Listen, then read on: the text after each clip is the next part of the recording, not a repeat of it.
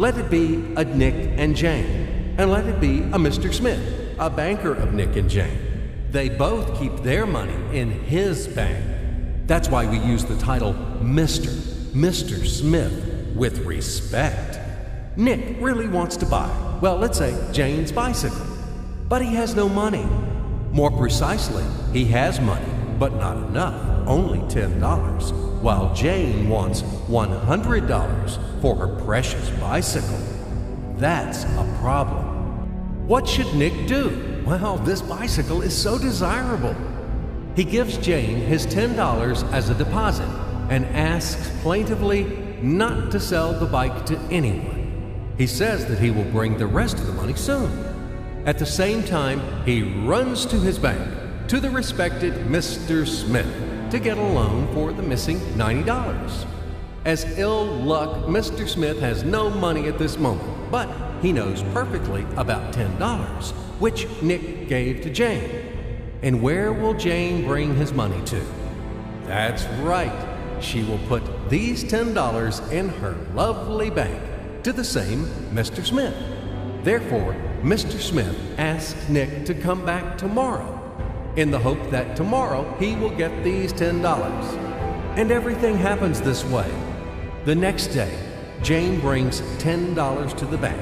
The bank provides Nick these $10 on credit.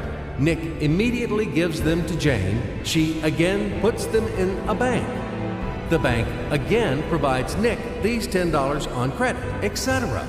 As long as Nick the fool will gather enough money for the bicycle. Don't you get confused yet? Be patient, I told you. These demons have been trying to confuse you during 1,000 years. These damn economists and financiers. But anyway, we will figure everything out. So what do we have in the end? Nick finally got the bike from Jane. Wow! But at the same time, Nick owes $90 to the bank, Mr. Smith, and the bank, in its turn, owes $100 to Jane. In other words, those $10, which existed initially, have magically turned into $200, $190 of debts plus real $10. But these $10 would also turn into $1,000, even in $1 million or $1 billion, if Nick would make a more expensive purchase.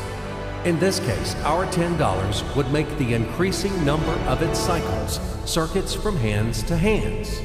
That's it. So, what happens in today's world? SOS! It appears that banks also make money out of thin air and multiply them. Not only Fed can produce money, but banks either.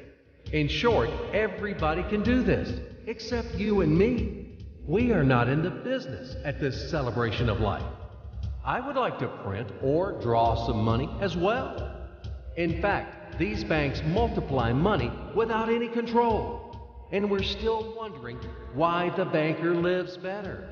What naive fools are we? Now it is clear why. The one who produces the money, of course, lives better.